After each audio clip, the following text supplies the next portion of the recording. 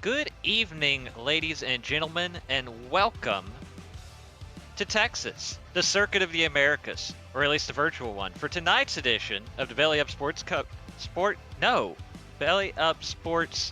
Cup Series here in the Elite Racing Leagues. I'm Zach Evans, filling in for Gerald Campbell tonight, joined, as you're used to hearing, by David Westergreen. We also have Carlos Acosta here, pushing the buttons. Dave's around here somewhere. It's a weird night, y'all, but we're gonna treat you to some good road course racing here tonight. David, what do you think we have in store? I think we've got a classic battle between the elite road course racing greats, the likes of R.C. Anderson, Tyler Fode, Ethan Stanley. We'll be battling for a podium, and then we'll see some other exciting action in the mid-pack and guys fighting for top 10s, points finishes, and battling our way towards the playoffs here, with this being race 3. I'm not as excited for this one as I am for other ones, but I'm also known as the road course hater. With Gerald out, Zach, your first time in the booth. You ready for tonight? What do you expect to see? Because we know you've been watching all these Elite Cup Series races.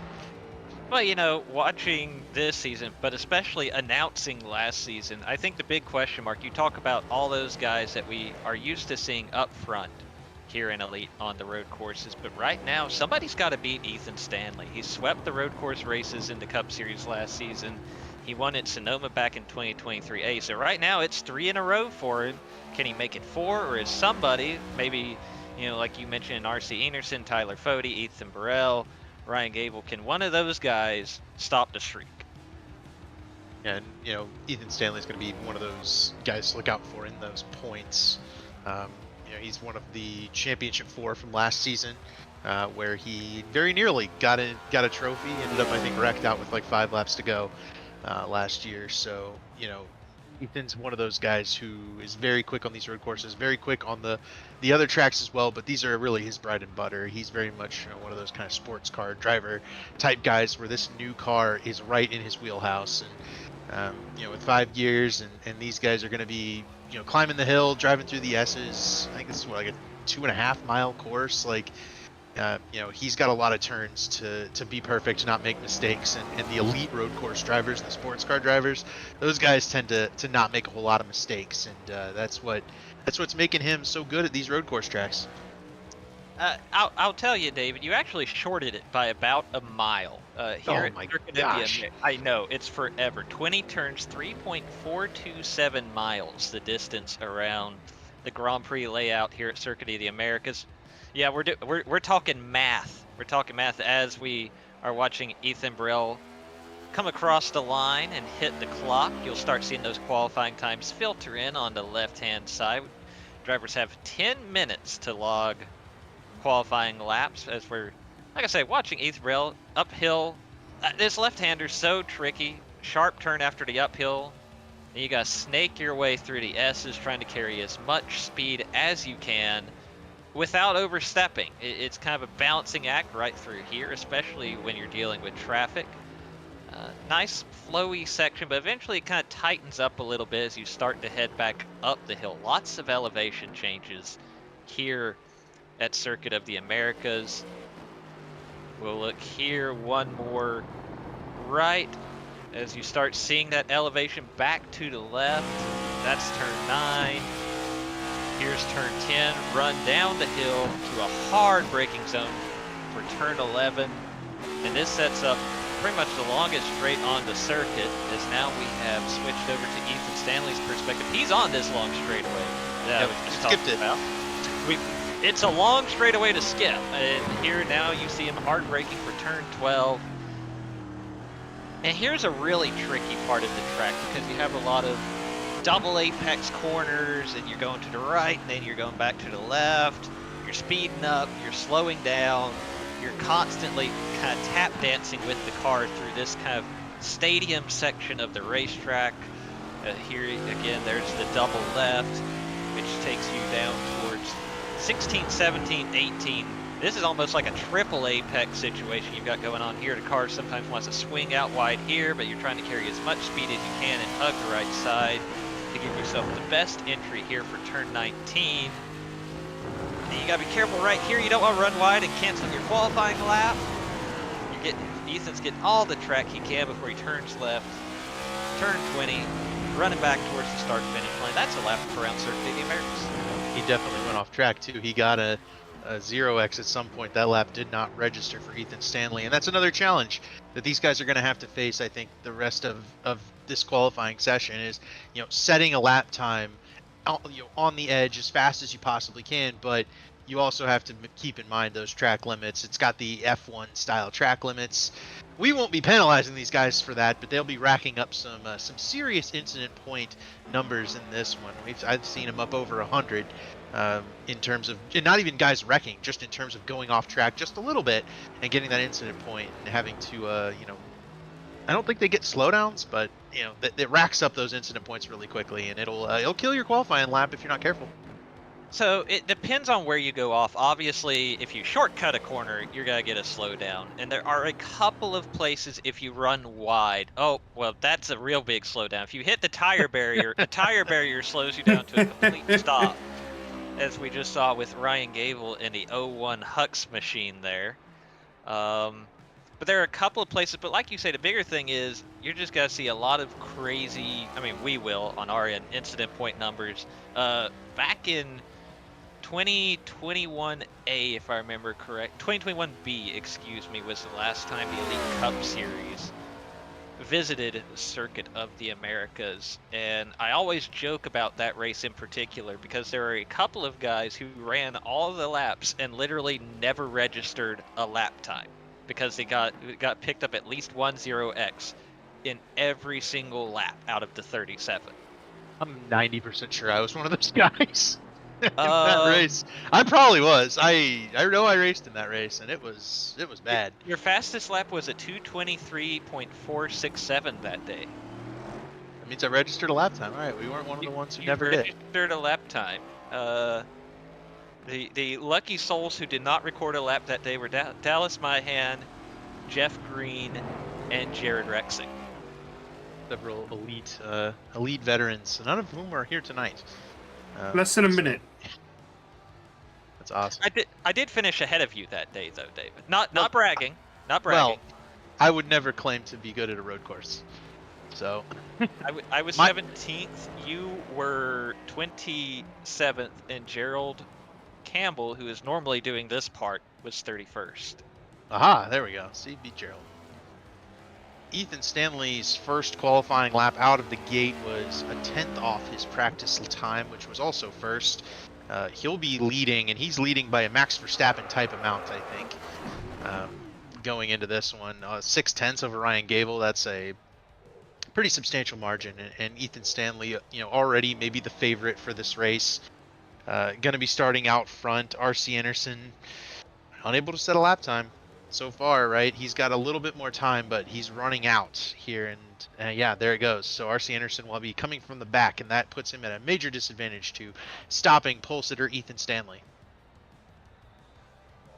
So there you have it. As the qualifying session comes to a close, we'll take a look now at our starting grid. Starting on the pole, the number 92 of Ethan Stanley. Alongside him, Ryan Gable, number 01. Gavin Hibbs, Ethan Burrell make up row 2. William White lining up 5th.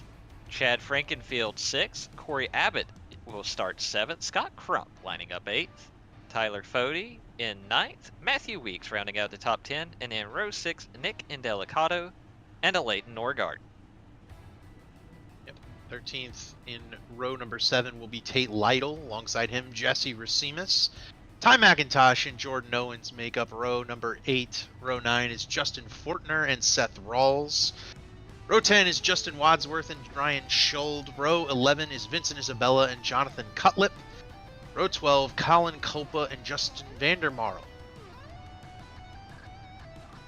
So now we look at row 13. You have Josh Clark and Chris Wright. That's Carlos Acosta. We'll talk about that. Brent Jones, 27th. Michael Goodman, 28th. Nick Massey, 29th.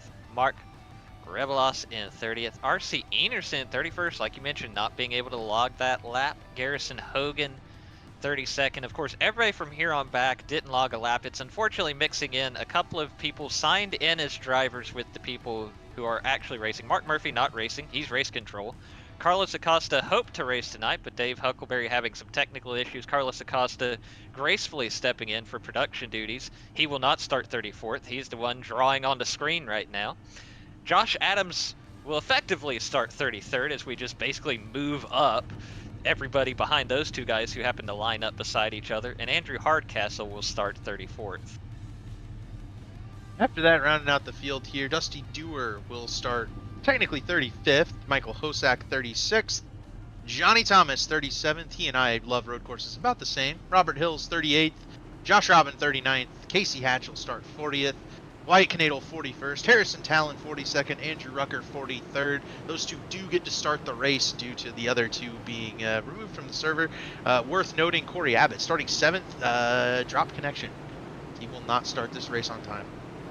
And that's a tough break for Corey. Good qualifying run for him. Hopefully he'll be able to join in a reasonable amount of time and not lose too much track position here. But even if he were to join at this time, he'd obviously have to start from pit road. As you can see, the abbreviated pace lap here at Circuit of the Americas has commenced. All right, before we get her started here, yeah, let's take a look at the point standings. This is just one result, so it's your best result so far. In a lead, there's a drop week. So if you have a bad result, you drop that result, whichever one is worse. Right now, Can I get 2 3 races, these are your points. And yeah, so I think this doesn't tell us too much. Once we get a third result in, I think on these point standings, we'll see a lot more of who's the true contenders. But right now, Matthew Weeks is the points leader. So here we go. We see the field making its way through these final few corners. Eventually that pace car will duck to the left. There it goes. Ethan Stanley, Ryan Gable getting ready to lead the field to the green flag here at Circuit of the Americas. And we are underway. Green flag is out. Ethan Stanley getting a good jump, as now the field will fan out and make its way up the hill towards turn number 1. Oh, Stanley overcooked it. Stanley overcooks turn 1, pushes Gable wide. Gavin Hibbs is going to take the lead going down the S's here. Stanley's so quick, though. He already is back to the back bumper of Hibbs. And, you know, I'm in the Lake Norman chat. I race with them on Sundays, and Ethan Stanley was talking about how the tires, when cold, do not drive very well. He was not a big fan of how it drives when those tires are cold, and very clearly losing the lead on that first corner. I think, you know, those tires a little bit cold, overcooked that first corner, and that's, you know, it's going to cost him track position on this first lap, but he's already going back after Gavin Hibbs. Already, you know, Ethan Stanley wants to stay out, get out front, stay out front. He's been the dominator of these road course races, and there he goes. Oh, we got trouble here. Hibbs around. Hibbs cut across Burrell's nose, and I think he's going to have to wait. The whole field is streaming through. Oh, Vincent got spun too. Oh, man. And the second horseshoe corner hampers very much the days of Vincent Isabella and Gavin Hibbs. Hibbs from 3rd. Go ahead and take a look at that that first one for... This is Josh Adams getting spun. This is Josh Adams going around. Managed to stay off the wall. Very easy to do in that corner. That car gets real loose. On the left-hander, let's watch Hibbs. So here we go. Hibbs goes wide here. He's trying to get underneath, but Burrell is there, and he has Chad to his inside. Burrell can't go any more to the left. And as we stream through, Schold comes, you know. Yeah. just kind of ran out of room there, and then Isabella able to get back, pointed the right direction, but definitely a rough start to the evening for those two drivers. Yeah, not the way you want to start things, but Hibbs and Isabella are already working their way back towards the front. They've already picked up a spot or two. I think those guys are a little bit faster than where they're stuck running right now. I hate to cut you off, gentlemen. Predict that much. But... We also had Elites and Norgard having a disconnecting issue. Those, I think that's Mountain Man. But oh man, there's a big wreck on the front straightaway. Hogan, Isabella got removed from the server. All right, we got Hogan's around on the front straightaway. Michael Goodman's got into this. Well, let's see what happened here. Very adventurous the first two laps. So that's a separate deal. Garrison just kind of whiskey throttles it. Oh, yep. Oh no, we piled up here, but it looks like. And then, yeah, Revilis is just disconnected. He might have run into some trouble. Oh. Good, he got hit by Harrison Talon. And right there's where Isabella gets removed. So, an update on the running order. Chad Frankenfield has taken second away from Burrell and Ryan Gable. Tyler Fode's back in fifth, and it's Nick Indelicato sitting in sixth. Then it'll be William White, Tate Lytle, Scott Crump, and points leader Matthew Weeks. The battles for second. Stanley's already a full second ahead of that battle between Frankenfield and Gable. Looks like they're trying to go side by side here, but Chad's held off Ryan early on in this dogfight for second place. Right now we are looking at the 43 car of William White running in the 7th position. Now we take a look at your leader, Ethan Stanley. It looks like, yeah, Ryan Gable and Chad Frankenfield are doing a nice little battle for second here, it looks like. Absolutely. Here comes Gable. He's going to shoot down to the inside, going up the hill into turn one. Big cutback corner, horseshoe corner. He will take second away from Chad Frankenfield, and they drive through this higher speed S's section. Here's the Gable replay. looks to pull away from Frankenfield. Ty McIntosh and Justin Fortner, it looks like, going into that, what's that turn, 8, 10? He's going to get hit by Jesse Racimus, and Jordan Owen straightens out the 35 car. Ty ought to say thank you. Yeah, I think that was 11, but you have 5% shot.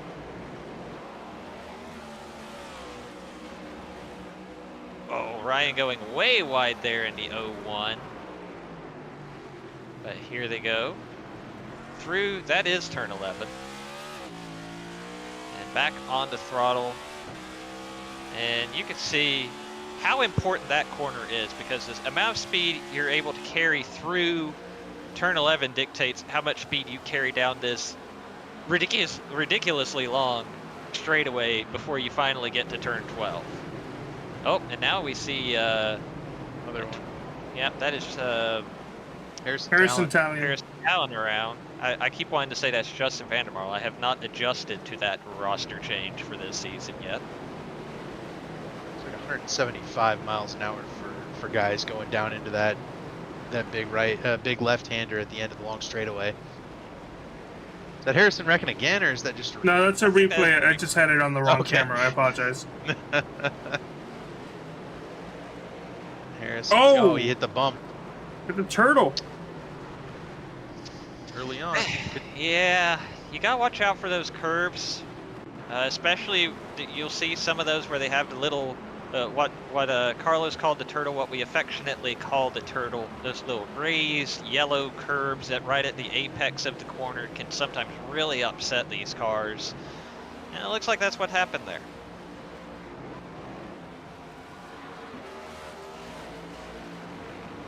Yep, for sure. And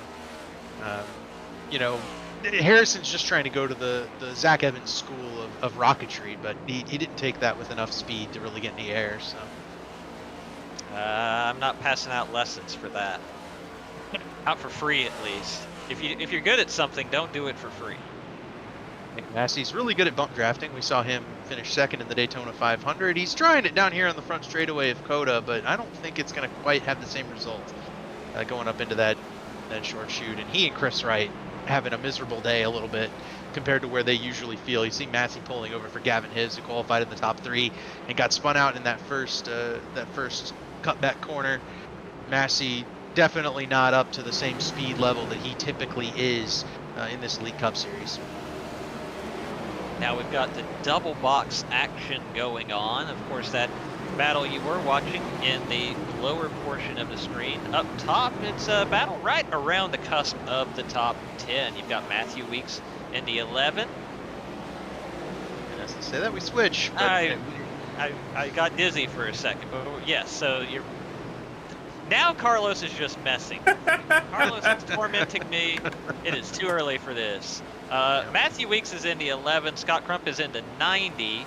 He's running 9th. That 26 car belongs to Justin Fortner. He's the one trying to find a way around that red number 11. And somewhere patiently lurking behind that is the 16 of Jordan Owens. Good showing for Jordan Owens early on in this one, and obviously a long way to go, right? 37 laps. These guys are going to have to pit for fuel, potentially tires. I think we could see some guys leave the tires old because apparently the tires warm, and kind of similar to how the real Cup car goes these days, tires don't really wear. So, and it helps you to have warm tires. The early portion of the run when you're warming your tires up, we noticed those first 2 laps very treacherous. Now that they've settled in, a lot less incidents. These guys feeling a lot more comfortable in their cars. That was the winning strategy in both of our road course races in the Cup Series last season. You saw some people try to change the tires and make that work at Watkins Glen. It did not. Ethan Stanley won without changing tires. In Montreal, nobody really even, I think maybe 1 or 2 people tried, but for the most part, everybody accepted that the way to go is to take as little fuel as possible, run the fuel as far as you can on the first run, take as little fuel as possible on the second run, and call it a day. No tires. White battling with Tate Lytle on the bottom of the screen. Oh, Chris Wright's around. We'll have to see what happened there. That would have been in that one battle we had been looking at in our double box. McMassey, RC Anderson's right here as well. Let's take a look. I think Chris is going to overcook it just a little bit coming out of the corner. Yep. That's and exactly RC's going to get some damage. Yeah. Chris likes these road courses about as much as I do. He's very much an oval type of guy. As now we go on board for the replay. And here's the really fun part if you're one of those other guys coming around the corner, because that elevation change, right? You're barely able to see around the corner as it is. And then, oh, hey, there's the nose of a car. That's not supposed to be there. RC Anderson's a very capable driver. We know this from many past Elite Series races. Not to mention, forays into the Indy 500 and other races, but RC not able to see and dodge going up a hill like that. Battle here for third as well. Chad Frankenfield trying to hold off Ethan Burrell for that final podium position. That is happening in the lower portion of your screen. You see Chad Frankenfield in the 15, Ethan Burrell in the 37 as the start lap 6 here, going by the start-finish line. Stanley is just busted away from everybody too. He's 2.5 seconds up on Gable. Yeah, this is very similar to what we saw in the road course races 1 season ago. Ethan Stanley really has the road course program figured out, especially in the Cup Series. He was one we saw in contention for the win at Zandvoort in the Grand National Series last week. Unfortunately for Ethan, RC Enerson picked up the win in that one. Unfortunately for RC, he has a much more difficult go of it tonight after failing to log a lap in qualifying. He's currently running about 23rd.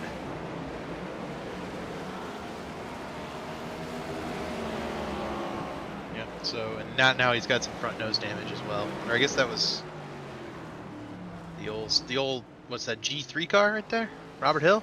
So there's Robert Hill, who another driver who had a little bit of an adventure to start the night, had some issues showing up with the right car number for the race. If you don't show up with the right car number, you get a paddling. You know, you can't have your pudding if you don't eat your meat, etc. So, impromptu, hasty paint job on the number 63. Fortunately, Robert did have the presence of mind as we almost watch him completely wipe out in the hairpin to get his sponsor on the hood of this car, even if he spray painted 63 on both doors and spray painted the 6 backwards on one door. That must be that Canadian education. Oh man, this is the best car out here. God bless him for putting in the effort to make sure he got to turn laps tonight, especially, you know, Robert. You keep saying it's different guys. Robert. You do, Oh, and that's yep. Oh no.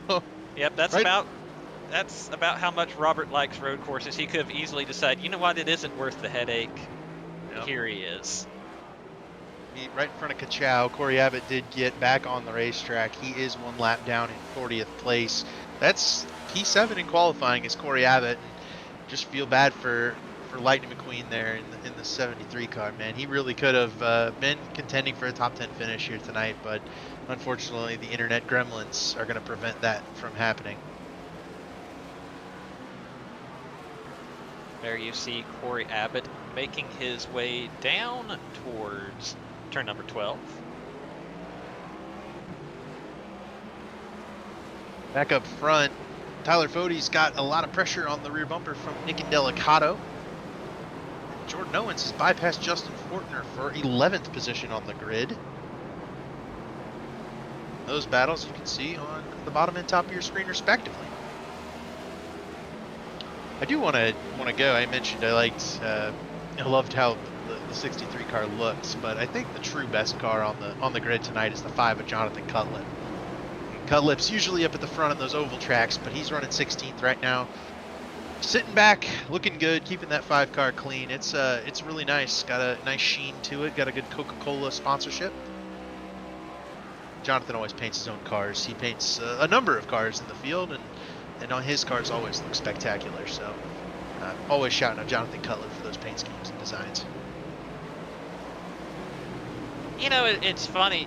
There are a lot of guys that we see compete in these races that are also really good and really talented when it comes to designing the appearance of these race cars. You mentioned Jonathan Cutlip. He's definitely one of the best here in Elite. Another one's back there behind Justin Fortner and Jesse Racimus. That's Seth Rawls. He paints the 95, 35, 10 car, and also his 25 car does Seth Rawls. But, you know, Shifty Sports, you know, another one of those painters that does a really good job on getting cars out for guys. Saw a really tight battle there. Now we're on board with Ethan Burrell, trying to chase down Chad Frankenfield for that second spot, or third spot rather. Ryan Gable's driven away from this duo as well. He's up 3 seconds up the road and into the S's right now, so you can see him kind of driving away in the horizon there as Burrell continues to hunt Chad Frankenfield down. And I'm sure, you know, Ethan wants to get by Chad, but you know, this is a very good run for this 37 car and for Do Good Motorsports after Ethan moving over there from Pro Edge for I think maybe the biggest free agent acquisition, maybe in Elite history. In the top portion of the screen, we can see R.C. Anderson still on the fight, trying to work his way through the field. He's up to 21st. He wants to change that right here, try to move into 20th. Back to RC did get by Colin Culpa. Next on his hit list will be Justin Vandermarl. And then Ty McIntosh right there ahead as well. Oh. Had one go off just a little bit in the S's, kept it under control.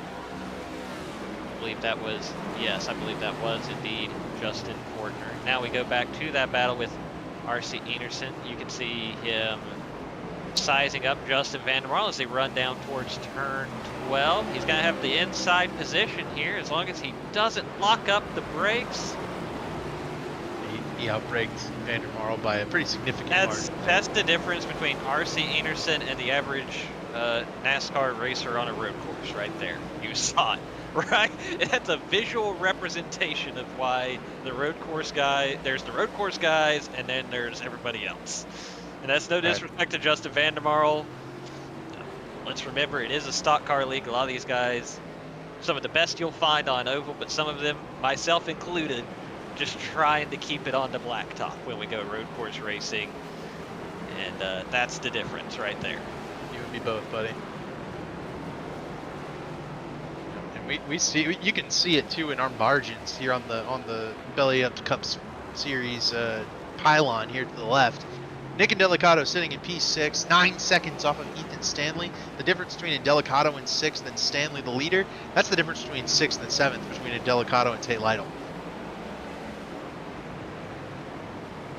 And that's kind of how these races play out. Obviously, you know, there are mistakes that happen, miscues, and that opens up some of these gaps as well.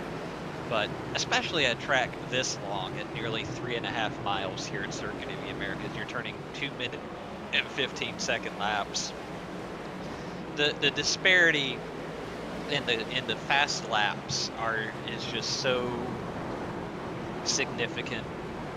Even right now, you've got, you know, guys like Ethan Stanley, Ryan Gable are still running in the 2:14s. Really, pretty much everybody in the top 5 or 6 are still in that 2-minute 14-second range. And then even just a guy running 10th or 11th is 2 seconds slower right now. And that's a margin that will build up pretty consistently through the course of the race.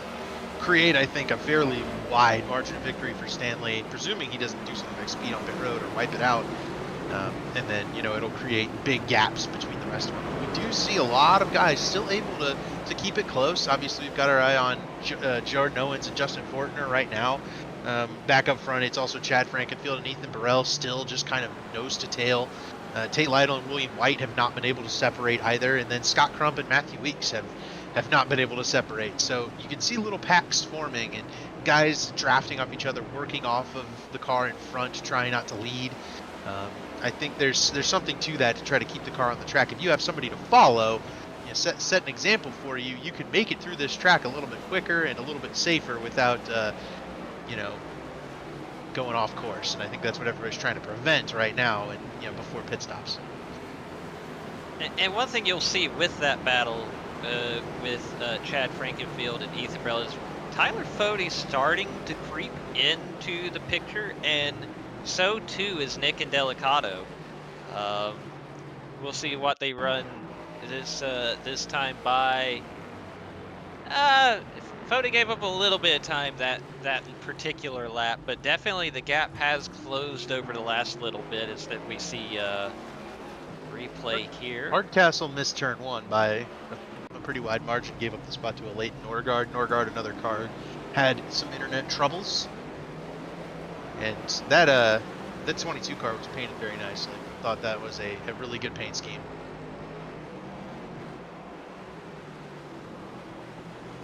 So now we watch along here. This 4-car battle for third place is really starting to heat up. They're all within a second of each other, very close. Josh Adams gracefully gotten into the battle for first there. Sometimes technology is unfriendly. Tyler Fode has, you know, you mentioned he has caught Ethan Burrell. He's definitely putting down better laps than Burrell is right now, and you know, that's resulting in that 40 car starting to kind of climb back forward. And I wonder if Fode hasn't been saving the tires a little bit. And you know, a lot of these guys, they understand the Ethan Stanley conundrum, right? They're like, well, I'm kind of hoping to finish third in this one. So this group of four right here, they know, you know, this is a battle for third at the end of the race. Oh, Josh Adams is around again. He has removed himself from the hypothetical battle for first there as we saw him around. We'll see. Oh, this is a separate deal here. This is Gavin Hibbs. Run down to... excuse me, that was a misclick. That's just him passing a vehicle. Oh, okay. That works. Still, Well, though. That's much less exciting, but better for Gavin. Who is back up to 16th. This is Actually, Josh 15th. Adams going around. Yes. And there you go. Josh is having one of the days that I like to have on road courses where you are mostly not driving on the track. And I like to have it. I don't like that, but those are the days you have. If there is one thing that's nice about COTA when you're having one of those... Man, Massey! No. Hey, locked him up, and Massey's off down the front, or I guess the back straightaway. Yeah, and it's funny, I was just about to say, the nice thing about COTA is if you're going to have those moments, you have literal airport runways to gather it up before you hit something hard. You know, if you miss a corner if you miss turn 1 by that much at a place like Sonoma, your race is over. But here at Circuit of the Americas, it's fine. Absolutely right. As long as you don't hit one of those turtles and send your car catapulting into the tires. That's right. That's about the worst you can do. That's an off track. Battle also for 11th, by the way. Jesse Racimus did take over around Jordan Owens. Seth Rawls has gotten around Owens. Gavin Hibbs is next on Owens. And Delicato's going after Tyler Fode for 5th. A lot of battles on track. A lot of good action. Yeah, don't let Ethan Stanley's significant lead fool you. There's a lot of great racing going on through this field. Doing our best to show it all to you here on the Elite Racing Network. As we take a look, there's again, Delicato did get 5th from Fode. Oh. And here comes Burrell. Frankenfield got a little bit squirrely coming out of one of those corners, and it's in that cutback section where the car's just so light, you're cutting right, left, right.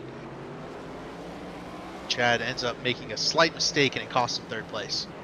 Yeah, that was going through 13 and 14 where you saw the car kind of step out on Chad Frankenfield, and that's going to cost him the 3rd spot for now, and he's under a lot of pressure here as they go towards 19 and 20 from Nick and Delicato. Burrell's pulling away a little bit. Wonder if Chad was holding him up ever so slightly. But then you'll look and want to make sure, is Ethan Burrell able to hang on without making any mistakes when he's not the following car, when he can be the lead car and break it at his own pace? Is that going to be something that causes a mistake from that 37? Ethan, very capable driver. I tend to doubt that he'll wad it up, but it's certainly possible at this place, man. 20 corners, very difficult to get every single one right every single lap. Definitely takes a lot of finesse, a lot of focus over the course of a 37 lap race here to not make any mistakes. Nick and Delicato got really close to that turtle there, working through the S's, but keeps it under control. I did some math for you, Zach. 740 turns in this 37 lapper. I was specifically told there would be no math. As we look back, Gavin Hibbs has caught Jordan Owens for 14th. Seth Rawls and Jesse Racimus are kind of nose to tail also for that 12th position. And Hibbs has had a really nice comeback, right? I mean, we saw the issue with Isabella, but Hibbs was behind him and has been able to climb from in the mid-30s all the way up to 16th. So a really good run early for Gavin Hibbs. He's even ahead of where R.C. Anderson is at this point. Anderson's up to 18th place after starting 31st. We watch this battle into top 5 work its way around. Delicato loose. Robert Hill, Nick and Delicato got a little upset. I think it just got some wheel spin over on the outside curbing there after the exit of turn 12. And that's going to turn over that spot to Tyler Fode. Who among us hasn't spun it off the exit, or spun the tires at the exit of one of these corners, but Fode is now trying to pull away from Nick and Delicato, who had gotten around him, and this has opened up a little bit of a gap for Chad Frankenfield to kind of feel out that 15 car. Obviously, we saw that it was a little bit squirrely, a little bit treacherous a few laps ago. Now the 10 car a little bit squirrely, and Fode's been pretty rock solid. Burrell, obviously, now with the second advantage over Chad Frankenfield. He's been very, very solid and able to take advantage of those squirrely moments from 2 boards. We see the ticker has switched over to the countdown. 25 laps to go. Working lap 13 here in the Pit Pass NASCAR 125. Those of you curious, that's 500 more corners for these guys. A lot of activities going on. I think all these S's count as a corner though, so you can kind of clip them off pretty quickly.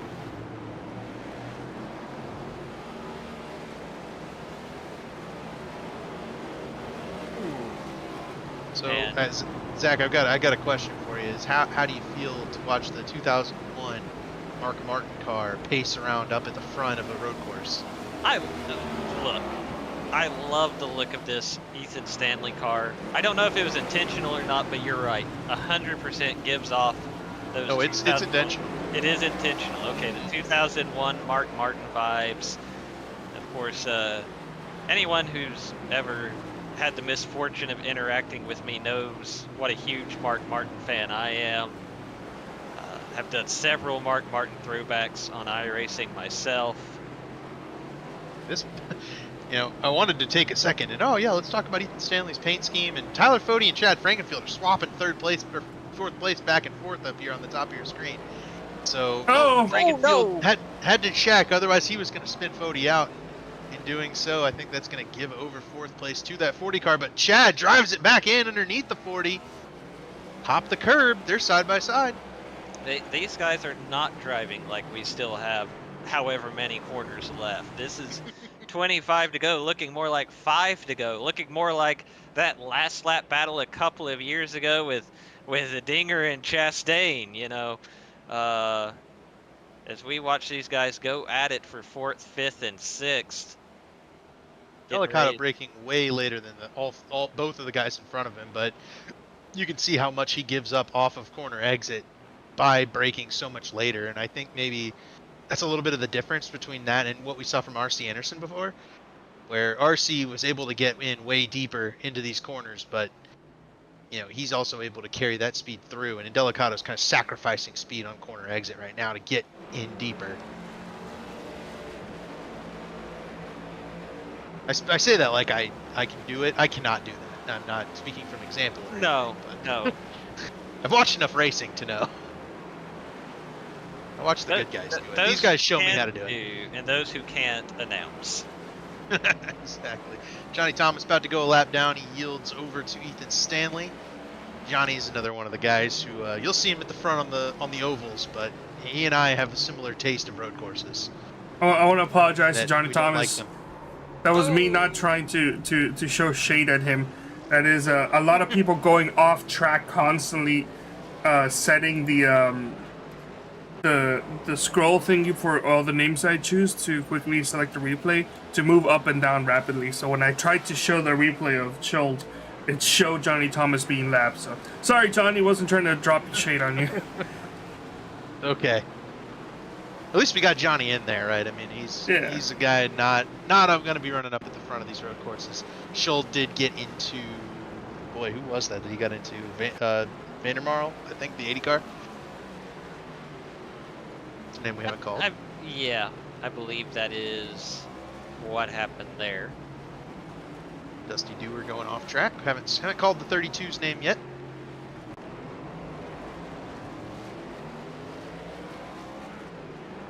We did lose Josh Adams, by the way. The number 1 has disconnected from the server. He will finish 38. We also lost Chris Wright.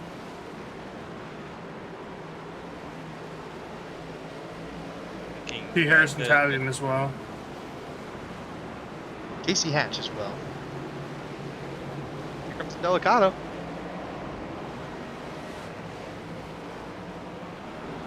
Yeah, and there's Johnny Thomas on pit road. Is this for service or is this the white flag?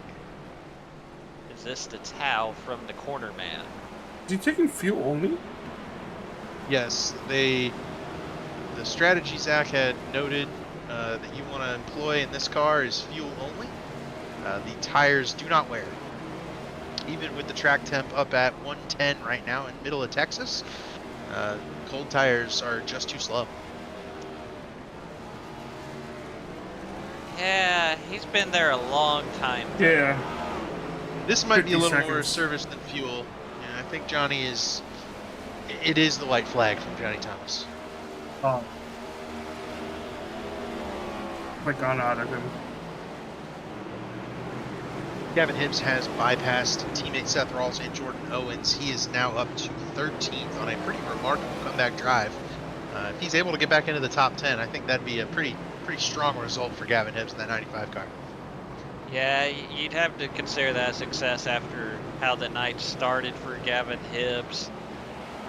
Definitely having to work really hard for this one, but as you can see, he's setting up for the pass on Jesse Racimas, heading down. Oh no! Oh. Look out. Oh, barely avoids another calamity there, but keeps it off of Jesse Racimas, keeps it under control, and he'll just have to try that again. As now we look at this battle between Nick Indelicato and Chad Frankenfield for fifth. They are beating the back bumper off each other. Josh Robin got out of the way. Yep, I was about to say Josh Robin. Oh, a little sideways there. Now they're side by side. Frankenfield has the preferred line, but Indelicato's going to cross him over, exiting 19. Wow. 19. What a move. 10 car. And they're going to stay side by side through 20. Indelicato's got that inside line, but Chad's just hanging there enough to pester him as they head back up the hill. This battling has enabled Tyler Fody to get gone. He's 2 seconds up the road now from this group, and Frankenfield blinks out. Coming up the hill, that does enable Indelicato to clear Chad Frankenfield and move Chad back to 6th out of the top 5.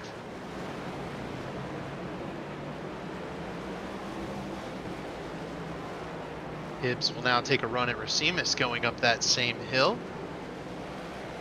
Looks like he's going to go to the top and try to cut him over, or cross him over and cut underneath the 70 car going into the S's, but 95 will have to stay patient. Racimas got through there pretty well. Yeah, that's a really tough, if you can get it on quarter, well, I say that, I was going to say it's really tough. Wouldn't have done that.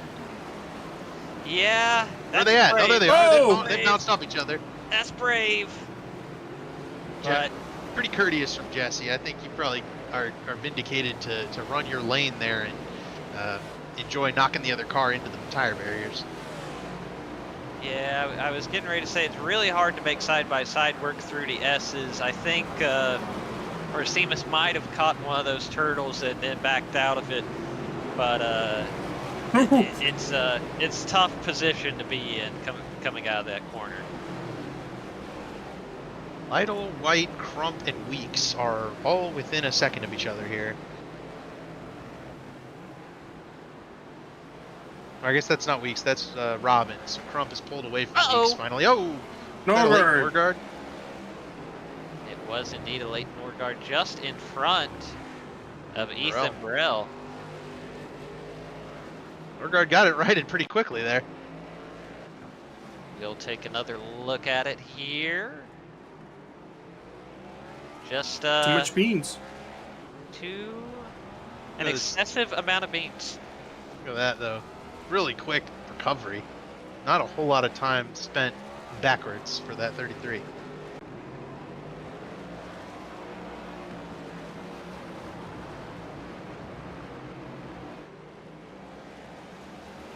William White, one of our Here he comes. He's coming to pit road as soon as I mention his name. Always nice to see William White having a good run. One of our drivers competing in the wee hours of the morning over in England. Henderson pit road. RC also down pit road, so those Toyotas heading down early, and you know we've noted the typical strategy: don't change tires. White gonna change tires anyway. We'll see if that costs him. Right, he was running in 8th behind Lytle. Anderson so as well. If oh no, Colin! Hopefully no one's entering pit road behind the 06. be all right. Blue Jays do to you? I know. It's Bo Bichette doing that too. Got a pretty good player. One error. Man. Culpa does get onto pit road. So Anderson and William White do take tires, and I'm very interested to see whether they pick up time over guys. I know Scott Crump will not take tires. My assumption would be that Tate Lytle and Matthew Weeks also don't take tires, and so if that's the case, do they come out ahead after the pit stop cycles through as Robin hops the curb, Owens drives through, able to navigate the traffic? The one thing I'm noticing looking at timing and scoring here, to that point, a couple of guys in our top 5 on their last lap turned their fastest laps. Ethan Burrell at Tyler Fode, Nick Indelicato. It looks like technically Ryan Gable turned a 12:15.006 and his best lap is a 2:15.715. So it was quicker, but I feel like he must have gained an advantage to go that fast because it's not counting the lap. There goes Vandermarl. Got some air. Those turtles reach out and bite you.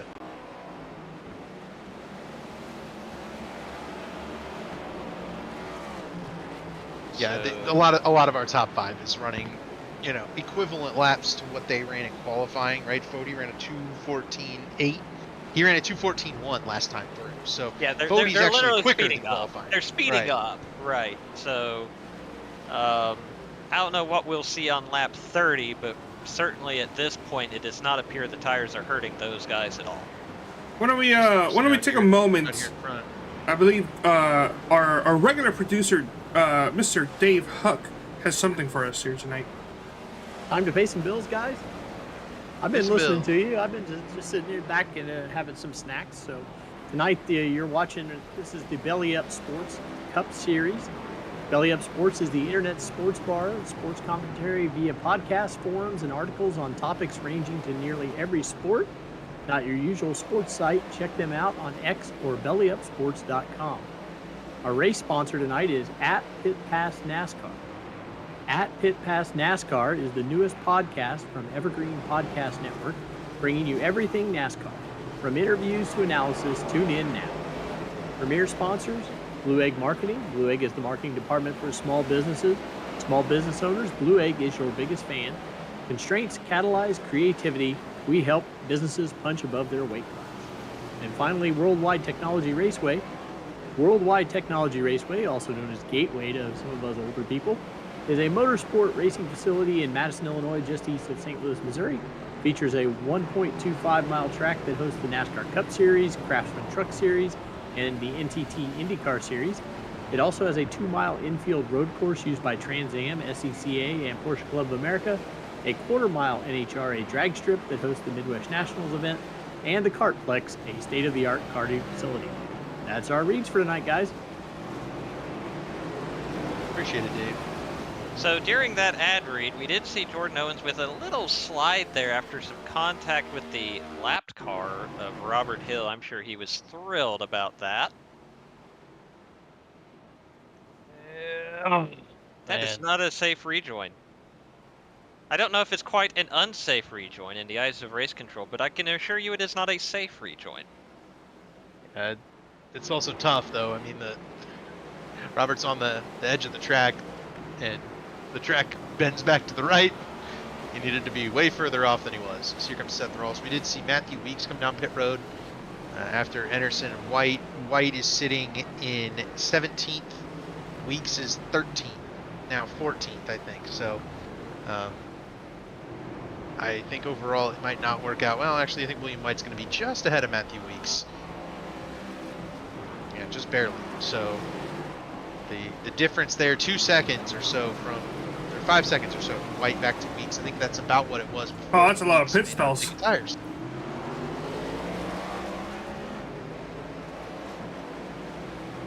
Seth Rawls going through too many. It kind of looks like it did, but he probably didn't because how small the pit road or pit stalls are, like thin wise. Are those might get race control in here? Is that a penalty in this to run through too many pit stalls? I believe it's. No. You know, I'm gonna stay quiet. I don't know if that's a penalty. I don't want any stitches. Yes, actually. So the rule is 3 pit boxes in, 3 pit boxes out. Now, obviously, that's a judgment call, and there is leeway, but the rule is 3 in and 3 out. If that answers your gentleman's question. Perfect.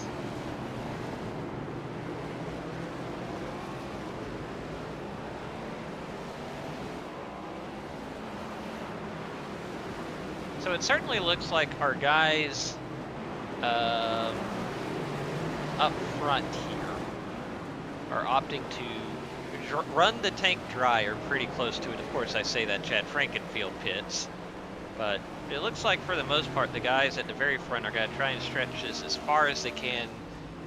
The numbers I've heard are somewhere in the 21 to 23 lap range, so you're probably looking at another 3 or 4 laps before guys like Ethan Stanley, Ryan Gable are on pit road. But of course, I was hearing a lot of people say before the race they weren't going to be taking tires, and we're seeing a lot of guys take tires, so I don't know. Looks like Chad is not taking tires. Yeah, no tires for the 15. So I think the no tire call is continuing. We just saw it from some of those guys back further in the field that maybe used up their stuff a little bit more, as you heard Jesse Rosimas in the 70 car.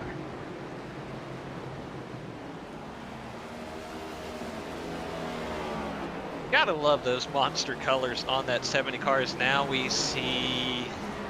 Hi, McIntosh. It is McIntosh on pit road. I'm gonna toot my own horn just as touch. So Rosimas qualified second for the 500, so we brought him to the booth, and I told him scheme looked great. I love the way that he trimmed out the monster car, and really, you know, those real life monster cars, they're lacking that bright green trim that make that car stand out. And he said he was going to change it off the monster car, but I told him I liked it, and he has not changed it yet. Here you see Chad Frankenfield closing in on Justin Fortner as Andrew Rucker is on pit road along with Harrison Talon. I like an orange for a Sunny D car. That's an interesting one. Silver Sunny D. Not sure. I'm a sucker for silver cars, but I'm not sure that one quite fits.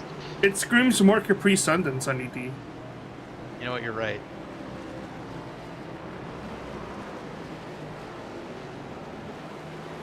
Ryan Gable running in the second spot. Here's third place.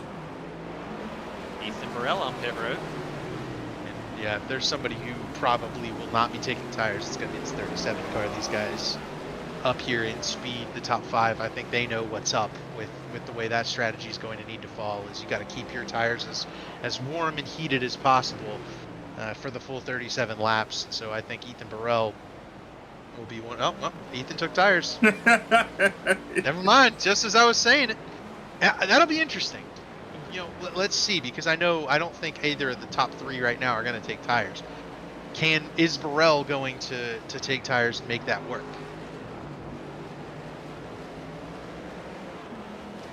We will definitely see how this plays out. Of course, you see Ethan Stanley there in the bottom section of the screen. Right now, 17 laps to go. Can't imagine it'll be too much longer. Well, light blue cars there. We just went through Stanley, Wadsworth, and Delicado. Well, they're all the same color. Oh, Stanley's in the grass. Oh, that's your race leader. Is this a 6-second error? It was a huge. You see how much that gap did shrink down there. Big lockup down into turn number 12 for Ethan Stanley. We'll take another look at it. That's the first error we've seen from that 92 car. Maybe that's the first error we've seen from that 92 car in like 3 races or something on these road courses. I think he was reacting to the Sunny D car in front of him. Yeah, I think you're right. Very easy to do down that long straightaway with those hot tires. Get a little behind on the steering. Yeah, Rucker definitely has a wiggle there. Yeah, Rucker's extra yeah. slow, and Stanley got in a little too hot, and he's going to lose about half of his lead. Yeah, it's down to 3 seconds. Back to Gable.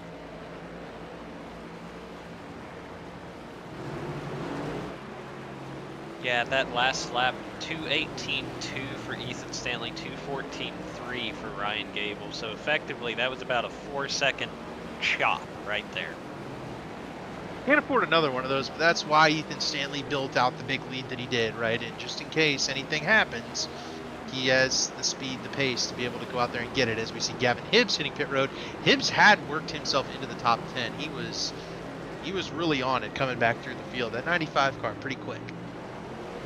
Yeah, it looks like we'll see where he settles out after this pit stop, but definitely a great job to salvage the night for Gavin Hibbs in that 95. We'll see what he can do over the second half of this race. Yeah, he's running out of spots to catch. He's going to need Weeks, Crump, Lytle, and White, I think, would be the guys remaining for Gavin Hibbs to go after. There's a pretty sizable gap from Nick and Delicato back to Tate Lytle. That is not Tate Lytle having pitted. That is literally a 25-second gap. And that's the tricky part, especially in these road course races where we typically don't see cautions. I mean, anytime you have an issue that puts you in the back and you're so much faster, it's one thing to pass a bunch of cars early. It's another thing, every car you pass makes the next car that much tougher to pass. But then on the road courses, when you have these huge gaps that get built up and rarely go away by virtue of a caution, it really increases the degree of difficulty. We do not have full course yellows on, and that that'll stop things up for the NASCAR Cup Series. But here in the Belly Up Cup Series, we're going to try to run these things full to the end, and that'll create these big gaps, and it kind of reduces the ability that these faster drivers can do. They can't fully take as much responsibility for as many cars as they can pass. When you're gonna have to make up 25 seconds, that's just not doable. 37 laps as Stanley, Fody, and Gable all hit pit road. The Lake Norman cars. We'll see what the strategy call here is. I believe I know that this strategy is no tires. We do not see the Jack lifting either of those cars up. Fody's of the belief that right sides are useful, and I think that's why. Taking 4. Yeah, I think Fody took all 4 tires there. Interesting. Yeah, he sure did. So that's going to be a good gauge, right? We've got 3 teammates all right there. Nick and Delicato does take the race lead over, so Ethan Stanley will not go flag to flag Jeff Burton style.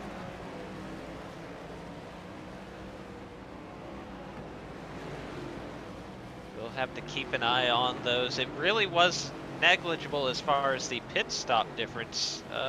Ryan Gable had a faster pit stop than Ethan Stanley by a fair margin. Not really sure what caused that, but Stanley's and Fody's pit stops were basically the same. Have to wonder if maybe Gable took less fuel there, and if so, didn't get enough fuel. He's right on Stanley's back bumper too. Is Gable? Those guys are teammates, but we saw it last week at Homestead, or I guess 2 weeks ago at Homestead. Gable wants to win these races. He'll fight hard with his teammates for stage points for those race wins, and that 0-1 cart, give him a shot. He'll make it work. This is about as close as anyone's been to Ethan Stanley tonight. We'll see if it pays off. This is that right there. Oh, Robert. He did a good job there of keeping the car rolling and not holding up Nick Massey there on pit entry, but that's not going to make him feel better about knocking the right front off the car on pit entry. It's very Kyle Larson. Delicato pit road. The race leader will come down pit road, so only the 1 lap led. And Robert just too hot on pit road entry. Bonk. Stanley had a lockup trying to stay in front of Gable. Ethan is under fire right here. for the race lead, so. There you see Ethan Stanley leading with 14 laps to go, and there is Ryan Gable. That is the battle for the lead now that the pit stops have cycled through. A little bit of a lockup there for Ryan as they make their way through turn number 1 and now through the S's. Jack, I'm curious, when was the last time you saw a battle for the lead in a road course in the Elite Racing League here? I mean, we had some good racing up front in the first half of Zandvoort in the Grand National Series, but in the Cup Series, it's been a little bit. Worth noting, Nick and Delicato came out ahead of Tyler Fode. Fode took the time for those tires. They're now battling side by side here, approaching turn 12. Actually, no, they're approaching turn 10, and Burrell is just behind. So remember, Burrell was ahead of Fode, was ahead of Indelicato before, but Indelicato didn't take tires. Those two did, and now Indelicato is ahead, and he's got the warm tires.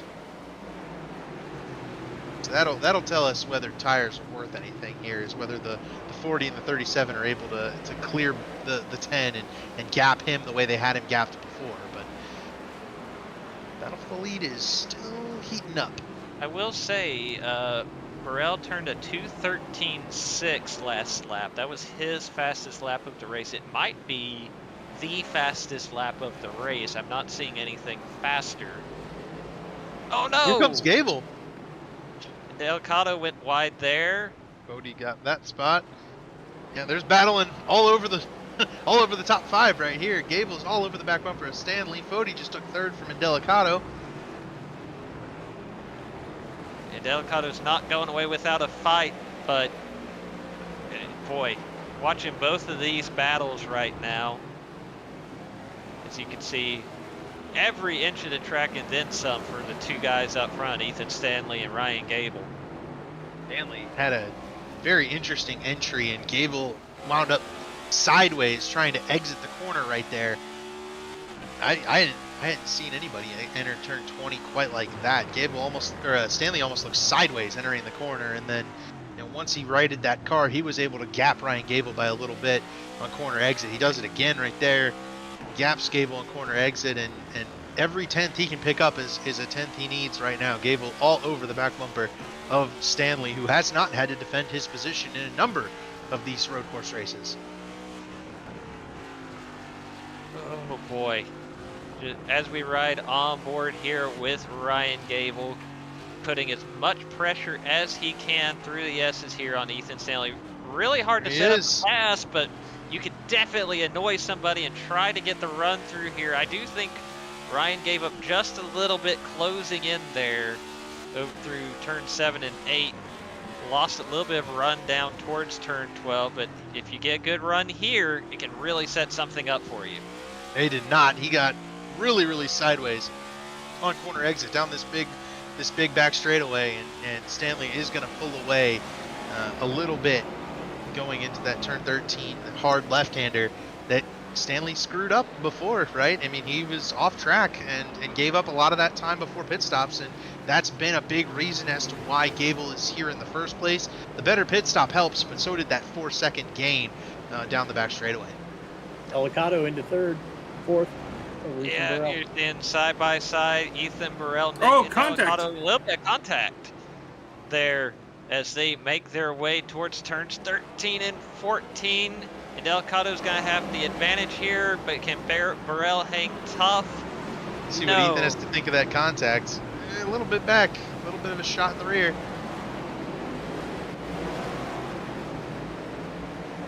Oh, 37 car. Stanley wide again down there in the battle for the lead, and Gable all over the back bumper of that 19 again on entry to the front straightaway. There might be a battle for the lead in turn 1. Yeah, I think they are. They're side by side here as they cross the start-finish line. Ryan Gable's going to actually lead that lap, but he's definitely got oh no, lock up from Stanley. Stanley locked up, but he was on the inside already. Gable's going to get the lead here on the back. What a move around the outside for Ryan Gable to take the lead, but now can he keep it? Ethan Stanley's teammate here You see those rotors all glowing. Stanley locking up all the tires, and neither of these guys have fresh rubber. They did go fuel only. So those tires are hot and worn, and if there's a slight advantage towards Gable right now, I mean, Stanley is not gonna be able to gather it back up and take the lead back quite so easily. I say that, he's making a run at him down here into turn 12. Yeah, he got a really good run there at the top of the hill. Not sure, couldn't quite. Oh, Gable hit the hop there. Stanley had nowhere to go but into the back of Ryan Gable, and it shot him forward down the back straightaway. Yeah, the curb almost helped Ryan there. Obviously, it killed his speed through the corner, but it just kind of threw him into the path of Ethan Stanley. Here comes Stanley now down towards that left-hander turn 13.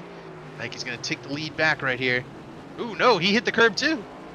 And Ryan's got to go way out, use all of the excessive track limits there, and get the run through the straightaway down to turns 13 and try to stretch out a lead. I'm very curious if he would have gotten a slowdown there, but maybe not.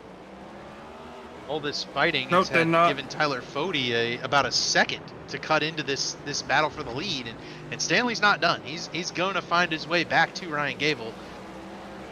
Gable's just going to have to drive 12 really good, really clean laps here to finish this race off. What'll also be interesting to see as they cross the line this time with Ryan Gable in the lead, how much has that fighting hurt them on the stopwatch? Is a little bit of a slide there. You can see the tire marks left behind by Ryan Gable coming out of turn 20, but we'll see how much time Tyler Fode in clean air has been able to make up on these guys. They actually lost some time back in the back portion of the racetrack as Gable hit the curb, and that gave Stanley a look. They're going to look at side by side through the S's. Stanley thinking better of it against his teammate, but Gable now definitely holding up the 92 car. You've talked about it a lot tonight, David. Sometimes it's a lot easier to be the rabbit, right? It's a lot easier to be the chaser, the pursuer, instead of the pursuee. You have that reference point. You have the what you're able to gauge by how the guy in front of you is running. Now that those roles have reversed, but man, stretched out a little bit of advantage there, Ryan Gable did. But Stanley's strongest portion has definitely been the S's. And then that very back half of the track, I think right here is kind of Stanley's worst part of the track. And Burrell has closed in on Tyler Fode. And Delicato has not fallen out of this battle by any means. That's a battle for third place in that podium position. Here comes Stanley to the inside once again, and Gable pulls to the outside and holds him off. He's got a really good line on that first corner after the big back straightaway. He kind of runs outside as here comes Delicato. No. That was close. Oh, man. Bad. That could have been bad. Delicato able to keep that thing slow and not drift up into the 37 car. Man, these guys just giving everything right now. This is where Stanley is probably one of the better cars on track, right? He's able to keep that thing right on the bottom, and then on corner exit on these last two corners, Stanley really gets a good launch. And this is where he's able to make up the most time, but you know, the time he got passed by Gable was the time he slipped up in this final corner, corner 20. Now he'll try to get to the inside, but Gable able to get through there just a little bit better. And Stanley will have to hold on to second once again. 10 laps to go. 10 laps to go here at Circuit of the Americas, and this battle for the lead is as good as we've had in a long time on a road course here in the Elite Cup Series. Watching on board from Ethan Stanley in the bottom portion of the screen. Don't sleep on that battle for third in the top half of the screen either. Tyler Fode, Ethan Burrell, Nick and Delicato. And the front five, you know, under 2 blankets. 10 seconds apart, but still 2 blankets. Very, very close battling for all the money and all the marbles in this one. Yeah, I mean, from our prior kind of talks, you know, it's Gable sideways. Gable there out of 9. Best guy gives Stanley a shot. Here comes Stanley. He's gonna get underneath him, entering the hairpin. Oh, a little bit of a hip check there, but I think they're gonna keep it all right. I think Stanley was a little nice playing with a teammate there. You know, he could have maybe gave him the door, but you know he didn't want to ruin Ryan's race either. You know, they're teammates. They're both trying to win, but they're both trying to run for points. Here he comes again. Oh man, look at the ground he makes up under. Oh, they both overdrove it. Man. Ryan Gable staying out front, but this is a brawl if I've ever seen one. This is yeah, I would say this is among the better road course races that I've seen, and you know all this battling, all this overdriving of the corners. Tyler Fode's now down under 9 seconds to get to the front two, and Burrell and Indelicato are just following right along the heels of that 40 car, trying to catch up to this front lead. Unfortunately for those guys, third, fourth, and fifth, right? No matter how crazy this battle for the lead gets, their biggest opponent right now is time. Even at a second a lap, it would be a tough challenge to get back to these front two guys. Depends on how crazy the racing gets between those two, I think. Yeah, I think for them to really get into the mix, they need something drastic to happen with these top two, and it might. They certainly have been racing very hard. Stanley is all over the back bumper of the 0-1.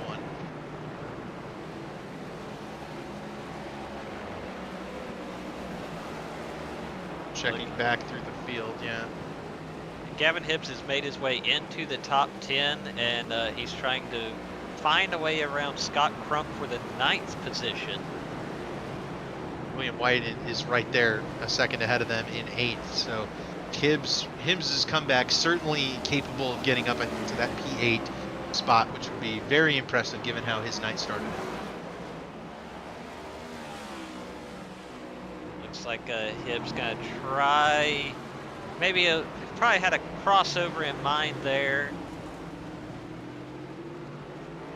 You know, right now, well, I say that, I was going to say Ryan had opened up about a second on Ethan Stanley, but Ethan got a good run out of turn 11 down this backstretch here, and that's got to help him kind of get a little bit of that slipstream down into turn 12, and we know how treacherous this has been these last couple of laps. About as clean as it's been. These two. As clean as it's been. And now back through. Oh, a little bit of squirrely there from Ryan Gable there, going through 13 and 14. 92 keeps dropping out. The connection's just not quite so stable for Ethan Stanley, and you know that's definitely not helping him any. Because I'm sure on his screen, either Gable keeps lagging or disappearing from him, or you know he's at least seeing that Q bar up at the top making some moves, and that might be somewhat distracting.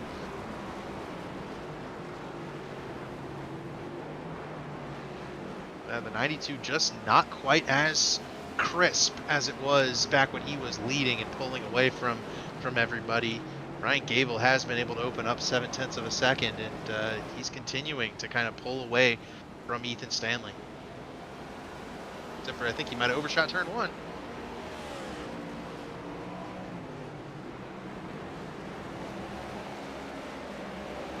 Got Stanley back within half a second, but that's all.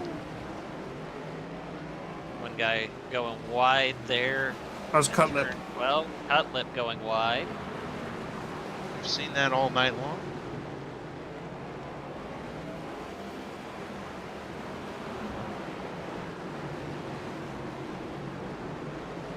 R.C. Anderson has worked his way up to the 11th position.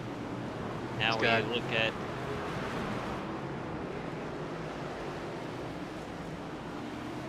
boy, Ethan Stanley got really close there. Oh, who we got around here? Is that Abbott? Kachow. That is Kachow. Lightning McQueen has not had the best day since the grid. This is as close as Stanley's been. Here we go. Getting up alongside here. And Gable's going to have to use that defensive outside line.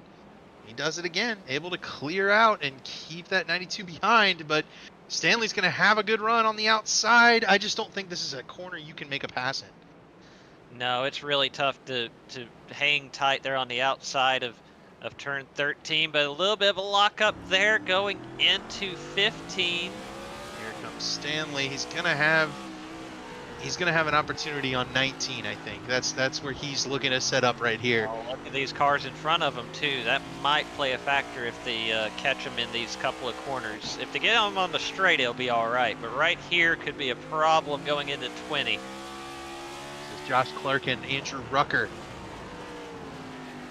right in front of the leaders. And if you recall, Clark cost that 92 car a chance of the championship in that final race last season. Incidental contact, but it was contact with the lapped car.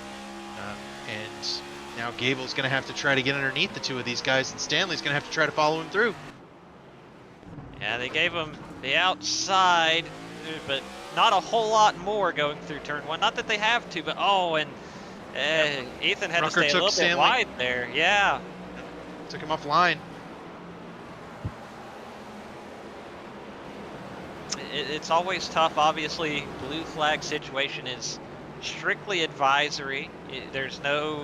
You don't have to pull over for the leaders. You don't have to completely throw away your race. And obviously, Andrew Rucker running his own race and his own battle there, but definitely a tough spot for the leaders as they were trying to get by.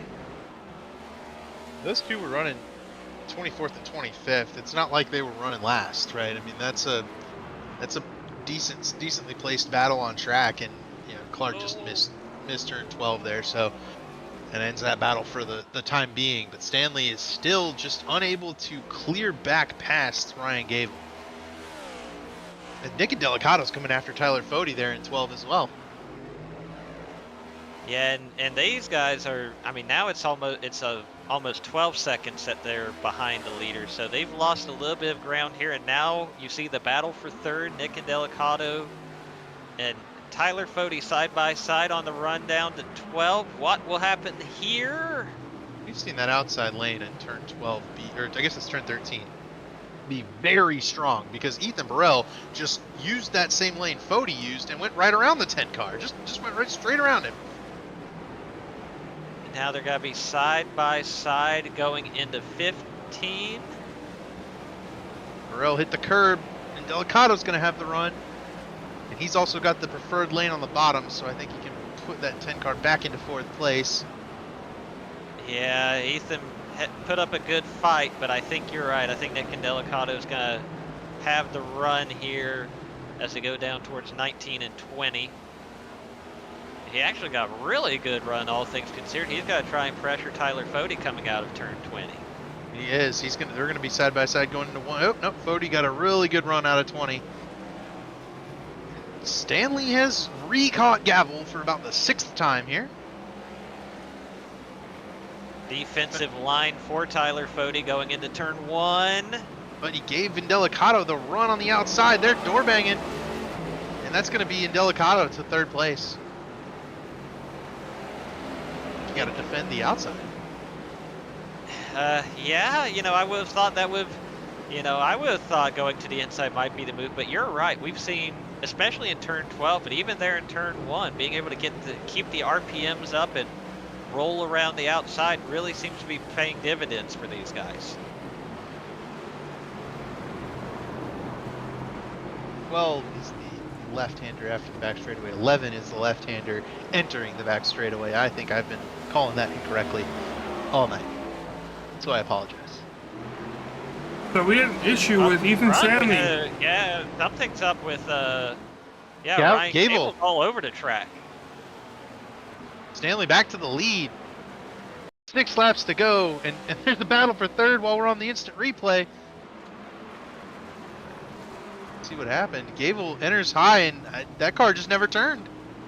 Yeah, that's a weird one. Hard to say. You didn't see any kind of brake lock up or anything like that. I don't know if he just missed the mark or what. Here's the battle for third. Here's the replay. Yeah, replay. Fode's going to get Indelicato here, and they're down at the end of this back straightaway at this point, and Burrell is hounding Indelicato for that 4th spot, but Indelicato's side by side with Fode right now, so Fode's got an outside lane. I think Fode's going to have the advantage still here as we approach 5 laps to go, but they are side by side through the double rights heading back towards turn 19. Delicato's going to have the advantage into turn 19, and he is going to clear Tyler Fode. Fode with a good run. Oh, but they got sideways. Back after Indelicato, but we've seen the outside lane in turn 20 be the stronger lane, and Indelicato clears to 3rd with 5 laps to go. All right, we saw what happened the last time these guys were in turn 1. What will they do this time? Indelicato running kind of that outside lane, and here comes Ethan Burrell dive to the bottom on Tyler Fode. He gets it done. Oh, that was impressive right there. I think we were all expecting the crossover there from Tyler Fode. Ethan Burrell didn't give him a chance, made it stick, and powered out of turn 1 to stay in front of Fode for that 4th spot. That was downright impressive from Ethan Burrell. Tyler Fode lost 2 spots in a lap right there, and he's not out of it. He'll have to work to get him back, but definitely a bit of a surprise. I think that one caught him off guard a little bit. Now Fode back to the back bumper of the 37 car. Stanley locked him up entering turn 11. I think Gable did too, and also a battle for 9th and 8th. Oh, that's a sketchy spot there. You're saying, yeah, this is the battle for 8th in the top half of the screen. William White in the 43, Gavin Hibbs trying to run alongside Scott Krupp. Where are they? There they are. They got singled out through the S's there. Scott Krupp Stanley sideways again. Gable is there. Gained half a second. I mean, it's got to be 4 laps to go at the line this time, and that's still 12 miles, even more than that, really, closer to 14 miles of racing. Plenty of time for this one to be decided with just a half second between those top 2. They have Ryan Gable and Ethan Stanley kind of collectively have had a very, very persevering mindset today. Neither one of them has been willing to yield to the other. Those are 2 teammates. You wouldn't expect it when they're racing for the lead, but they've not let the other get away since the very beginning of the race. And I think that's downright impressive from Gable, who had fallen to 7 seconds off the race lead at the beginning of this one, and he's been able to persevere, even in spite of the mistakes that have been made from that 92 car, and then also the mistakes the 01 himself has made. Both of them have been able to fight back every time that they've made a mistake, and that's why they're battling for the lead 13 seconds ahead of Nick and Delicato. The leaders work their way through the S's. We take a quick look there at R.C. Enerson running in that 11th spot. Justin Fortner is just chilling behind him too. He is definitely within striking distance of RC.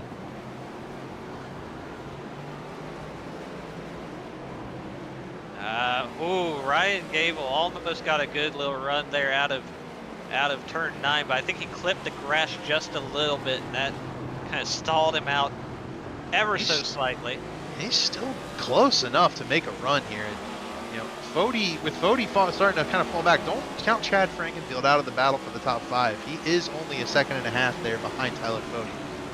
So, he's certainly been gaining while those guys were dicing it up. But now Indelicato has kind of pulled away from Ethan Burrell a little bit. Fode's kind of trying to have to play catch up here as Gable is just on the back bumper of that 92 car. Hasn't been able to make another move, but he's certainly not letting him drive away like he did at the beginning of the race. No, these guys have pretty much been trading blows like heavyweight boxers here in the second half of the race. A little bit of wheel spin there for Ryan Gable coming out of turn 15. But doesn't lose too much time. Oh, loosey-goosey. Gable definitely not as good as Stanley through that double right section approaching 19, but he does get a good run down towards turn 20, and let's see how they get down this front straightaway. 3 laps to go for Ethan Stanley. Definitely not the kind of relaxing, easy win that he has gotten in the past in these Elite Cup Series races. They just both had their fastest lap of the race, or their own fastest lap of the race. Oh yeah. Yeah, Ethan Stanley ran a lap that was 2/10 off of his pole lap just now. On tires that are, what, 33 laps old? 33 laps old at this point, or 34 laps old actually. So yeah, safe to say there's still plenty of fight left in those good years. Yeah, and you know, we talked about how to make racing better. You always want to have some tire wear and stuff, but you know, these guys have been able to fight it out. It's very sports car-y. It's how these stock cars are these days. This gavel is right there. Using every bit of racetrack there as they run down towards turn 11. He's got to look Here inside. he comes. I think Stanley's got to get the better run out of turn Oh, 11. White and Crump made contact. That's going to give Gavin Hibbs a 9th spot.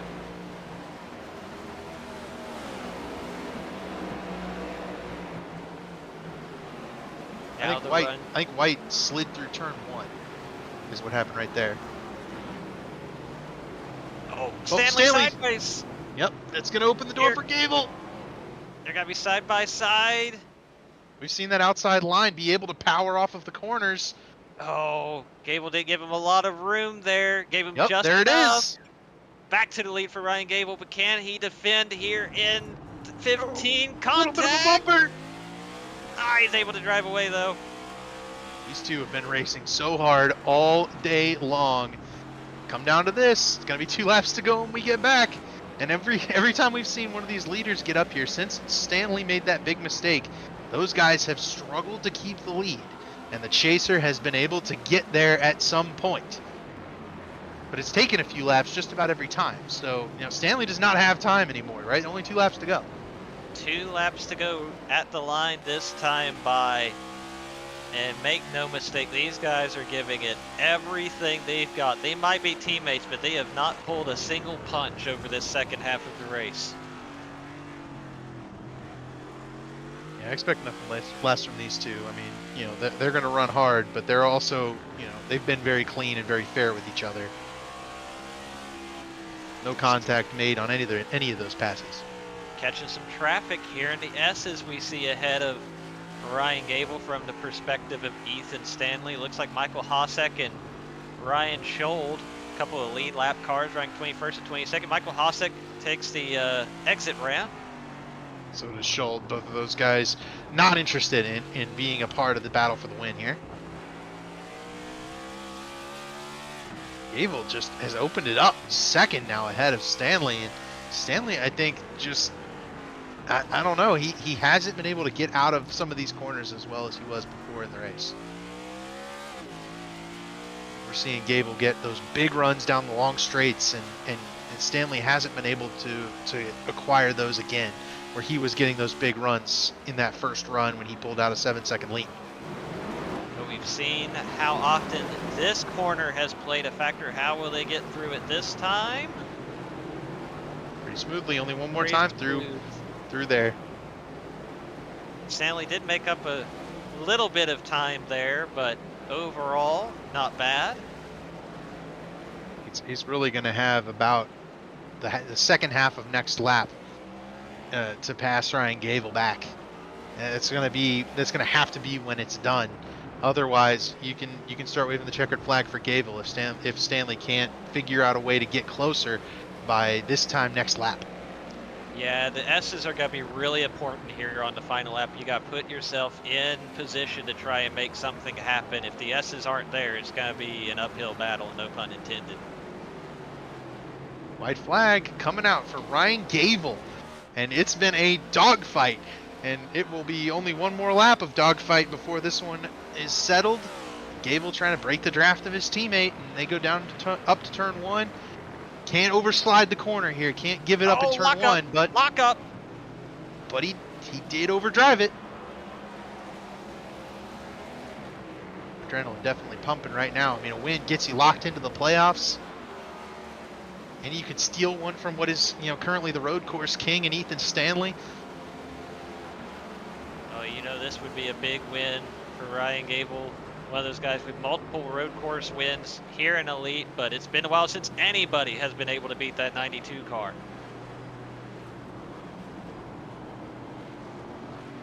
Going back up the hill Stanley just not able to get close right now. I mean, barring an error on Gable's part, this one's feeling pretty secure, barring that or a bonsai move from the 92. But that teamwork there, I don't believe that will be in the toolbox of Ethan Stanley.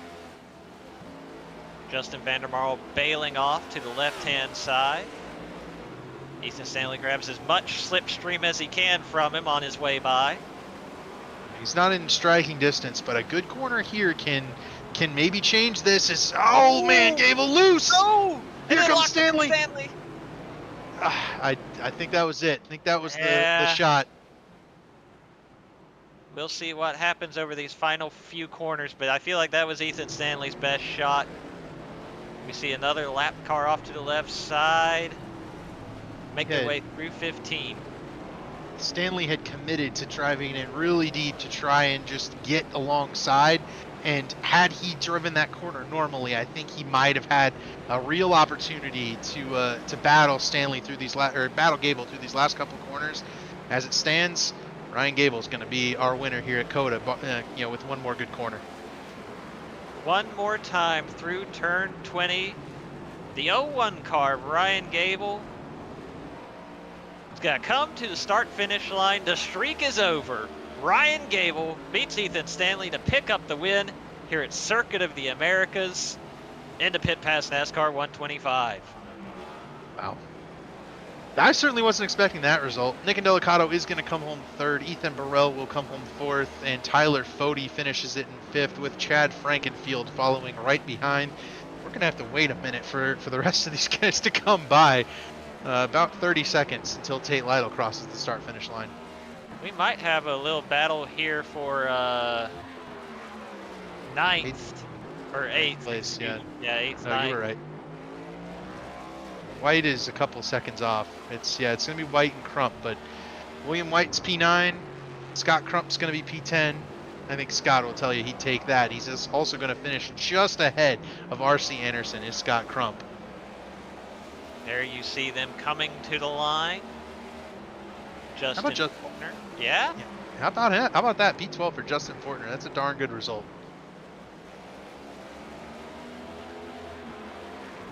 Looking at Seth Rawls here, making his way through the final corner. He's going to come home 13th. Jesse Racimas right behind him in 14th. Justin Wadsworth 15th.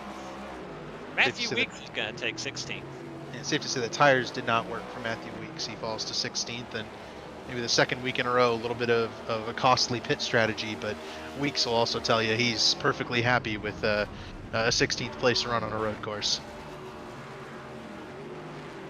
Here's Ryan Gable still taking the celebratory final lap. He's got to celebrate a little bit here with a burnout.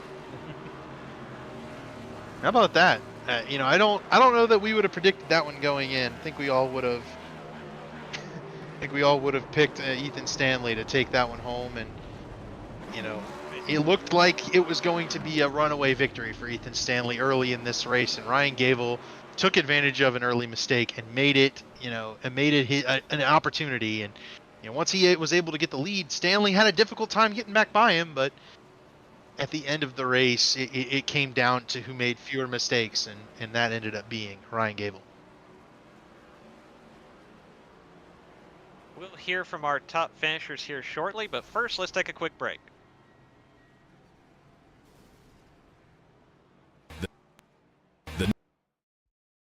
Racing isn't easy, but experiencing it is. iRacing puts you in the driver's seat with the industry's leading sim racing game. Drive on laser scan replicas of the greatest racing circuits from around the world. Go head-to-head against other drivers chosen by skill-based matchmaking to ensure competitive racing at every level. Compete across all your favorite series. In officially licensed cars, engineered to deliver the most accurate driving experience possible.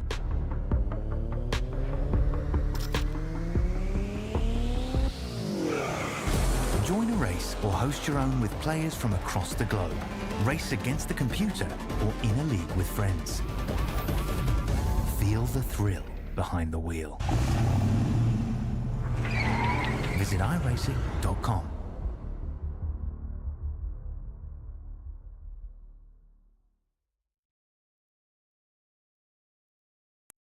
The NASCAR Cup Series returns to Worldwide Technology Raceway on June 1st and 2nd, 2024.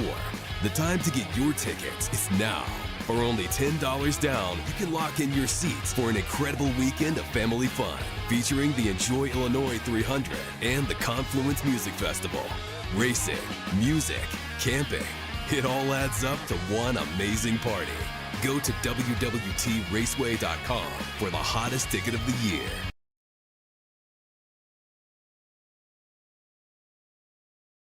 You guys are hot. All right. Well, Zach, let's bring in Nick and Delicato. You want to ask Nick is the first question, or do you want me to ask him? We can do. I'll talk to Mr. Indelicato. Nick Indelicato coming home third place tonight. Obviously, we had a lot of eyes on the battle for the lead between Ryan Gable and Ethan Stanley, but that battle for third with you and Ethan Burrell, Tyler Fode, that was nothing to sleep on either. And you came out on top of that battle. What was it like going through that?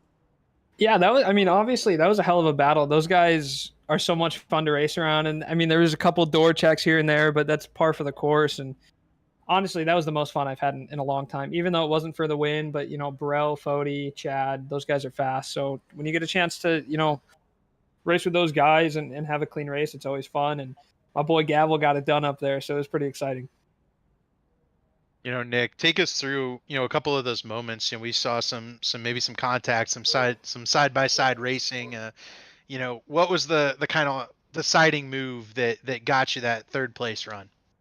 Yeah, I mean, I kind of noticed that going into the longer braking zones down the back stretch and then the front stretch and kind of down that like weird short shoe. I could get in there a little bit harder. It was sketchy, but I feel like I could get in there and get the car stopped. So I think kind of, once I stopped, being scared, I guess you could say, I knew I had him on speed a little bit. I could just tell I was sitting behind him probably the whole first run and kind of just judging my speed. So I did the one thing that I think I can do good in any car and save my tires a little bit. And apparently they took 2 tires, maybe even 4, and the no tires in this car on road courses is something else. So, once I just got the passes done, it was kind of smooth sailing. Before we let you go, Nick, who do you have to thank for this podium finish tonight? Yeah, no, for sure. Our team, Shift Esports, I mean, hell of a job to them. We had a ton of good finishes and a lot more to come this season for sure. Seth Rawls designed, Seth Rawls, who races with us, he makes all these paint schemes for Shift Esports. So if you need a paint scheme for iRacing, check him out. And lastly, 3 Wide Television for hopping on board this season. We had Talking Giants last year. This year we got another blue and white car and 3 Wide TV. They've been a great help throughout a couple of leagues. So, I can't thank them enough. And go check them out on YouTube. And if you want to, go check out my channel, U2 on YouTube. U2 on YouTube is back. U2 on YouTube is back. Love that. Congratulations, Nick. And we'll see you next time. Appreciate it. Have a good night, guys. Thank you. All right, let's grab our second place finisher here. Well, we both we did. We both did it. We did. Go ahead. I got him. Ethan Stanley, Oopsie. second place. Ethan, let's start with you're kind of viewed as the hill to climb on road courses. Take us through the battle with Ryan Gable and trying to hold him off, and then what does it mean to you that a teammate was able to kind of learn from you and work with you and fight you so hard for the win while being so clean? Yeah, I mean, Ryan's always been quick. I mean, he almost beat me at Sonoma I guess that was 2 seasons ago. But yeah, he was able to save the front tires a little bit better than me. I just burned them up and didn't have it at the end there. Obviously, like David kind of mentioned, you've been really the measuring stick on these road courses. I talked to you after both of those wins last season on the road courses. Still, second place finish, strong run. what do you take out tonight to carry on to the rest of the season? Well, this just makes it sure that I have to be more consistent to get into the chase. Maybe Brands Hatch will be kind to me, but we'll have to see. Just got to stay consistent, stay on top of it for the rest of the season. Ethan, is there, anything else you feel like you could have done differently, in those last couple of laps during that battle, or maybe even before the pit stop there, where you just felt like that was the point at which you gave up the advantage you had early in the race? Yeah, I lost the time going on the pit road, and thinking back to it, I probably should have taken tires. I might have had an advantage at the end there. But yeah, just had a bad pit stop. Gavel gained all the time on me, and yeah, he just had a little bit more pace at the end. Before we let you go, Ethan, who do you have to thank for this run tonight? Big shout out to Blue Egg Marketing, as well as all the guys at Lake Norman, all you guys in the broadcast booth, and everybody who makes the league run. All right, there you have it from Ethan Stanley, second place tonight. Congratulations, and we'll see you here next week at Phoenix. Yeah, thank you. So that was Ethan Stanley. Yeah, I'm going to let you handle that. Ethan Stanley. I'm struggling. Picking there up he is. Second place finish. Of course, that means next we will be talking to Ryan Gable, your winner tonight here at Circuit of the Americas. Ryan, hard-fought battle with your Lake Norman teammate. You come out on top and stop Ethan Stanley at the road courses. How does that feel? It feels good. I did not expect to stop him, and nor do I think anyone else felt the same way. I mean, it was just, he was so much faster in practice and qualifying. I just was happy to run second. And honestly, I expected third with RC, but he didn't have the speed he usually does, and I think he screwed up in qualifying and had to start at the rear. So, yeah, I absolutely did not expect to even compete with Stanley. At the start of the race, we both screwed up and had to pass a couple guys, and then I was second to him, just kind of cruising, and I had a good gap to third, and he pulled like 7 seconds on me at one point, and then, I don't know, after that pit stop, I don't know if he talked about his tire wear, but I think that came down to the difference. His front tires are pretty used up at the end, but yeah, I did not at all expect to win. Ryan, even with you saying that, it's take us through the battle, right? I mean, you had to work him over, you had to catch him first, work him over, and you passed him once, he passed you back. Just take us through the mindset of that first time you got past a guy that you've repeatedly claimed to the both of us that you were probably not expecting to beat, and then getting passed back that second time and having to make a pass with 2 laps to go. Take us through the mindset and obviously the moves that you had to put on to get there. Yeah, I mean, it really, I still can't believe that I gained so much, on our in-lap in the pits and everything. He made a little mistake. I got up to him, and then out of the pits, I was like, wow, I'm keeping up with him. I really didn't expect to keep up with him at all. And then he made one mistake. It was, I'm even looking at it right now, it was lap 25. He went off and missed the second to last corner, where the second to last corner, if you run all 4 tires a good ways off the green curbing, you get a slowdown. So he got a slowdown there, and he almost served it and stayed in front of me, but I was able to get by him. And then I held the lead for a couple laps, and I mean, I was pushing as hard as I've ever pushed to just keep him behind me. And then, of course, I got a slowdown going through one of the right-handers. I cut it too tight, got a slowdown, had to give up the lead again, and I thought that was it, but I reeled him back in again, and just, it was enough. I mean, he made one tiny little mistake in one of the hairpins and ran wide, and I got next to him and I was able to get by him. But I mean, we were close, and it really just came down to little mistakes and stuff like that. But yeah, it was. I mean, we were nose to tail that whole last 20 some odd laps or 15 laps. It was pretty crazy. And of course, anytime you can win in this series, it's a big deal. But especially this season. Daytona, not what you were hoping for. 15th at Homestead.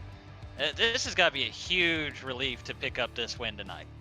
Oh, absolutely. And I mean, last season I didn't win a single race or nothing. Last season I didn't really perform like I expected to, and kind of let myself down a little. I mean, I still had a good run, made the playoffs, and got through there a little bit. But yeah, I needed this, especially started this season. Got taken out of a good run at Daytona at the end of that one, and then had a oopsie moment at the end of Homestead and spun out of a top 10 on the last lap and ended up 15th or whatever you said it was. That a little disappointing there because I always like to just be consistent, run top 10. But tonight I knew I had a really good shot to turn the season around.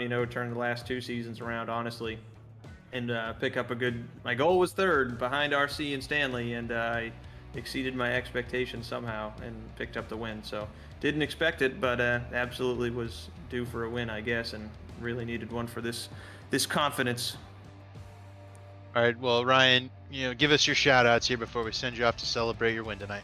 Yeah, big shout-out to Dave Huck, the Huck's Machine, P1. It's been a while. Glad to get it back in victory lane here for Lake Norman, all the teammates. Stanley, of course, was a huge help. Maybe he regrets it a little bit now, but no, I don't think so. We've had good races before. I mean, we've been 1-2 at road courses and had incredible battles in the past, so I'm glad we got to do it again, and I was more than happy to finish 2nd. So huge shout out to Stanley for the help, and Fody and Scott. I mean, we all finished in the top 10, so great run for the team. Thank you guys up here in the booth. Hopefully we put on a good show. I didn't think it was going to be a good show at all, and we, I guess, surprised. So yeah, thanks to you guys and Chad running the league and everybody that was just a part of what was a really good race tonight. There you have it from Ryan Gable. Congratulations, and go celebrate. I'll see you tomorrow. Yeah, absolutely. Thanks, boys. Ryan Gable. That'll wrap up our interviews. So, yeah, Zach, I know you're coworkers with Gable. That's a pretty good win for him there. Oh yeah, we'll I'm sure we'll have to go out to eat for lunch tomorrow or something and celebrate that one. But obviously great to see Ryan. Hate that for our boy Dave Huckleberry that's normally producing tonight. I'm sure he would have been real excited to be able to push the buttons on that one, but obviously technology intervened otherwise. Thankfully, Carlos Acosta sacrificing his spot in the grid to bring you tonight's broadcast, so thank you to him. Hopefully you'll be able to hear from Gerald Campbell again next week at Phoenix. Hope he'll be feeling better soon. But do not fret. The fun here on the Elite Racing Network not over for the week. Tomorrow night, be sure to tune in for the Warriors for Peace IndyCar Series for 200 laps at the Magic Mile, New Hampshire. Always put on great open wheel races once upon a time. I'm sure that will be a good one tonight. And on Sunday night, you're stuck with me again with the Stay Tuned Sports Truck Series going to Kansas on Sunday evening. I'll be on the call for that one, and of course back in the swing of things. We had the week off with the Grand National Series with everybody down in Daytona, and thank goodness, and since that ended up running over to Monday, but they'll be back a week or next Monday with a trip to Pocono, and then of course the ARCA Series at Road America next Tuesday before you're back here with the Cup Series at Phoenix 1 week from tonight. Dave, you'll be here for that one. I won't be, but what do you think we'll see there at Phoenix? I think we will be back on our oval ways, and we'll see some of these guys that haven't been able to take a win home.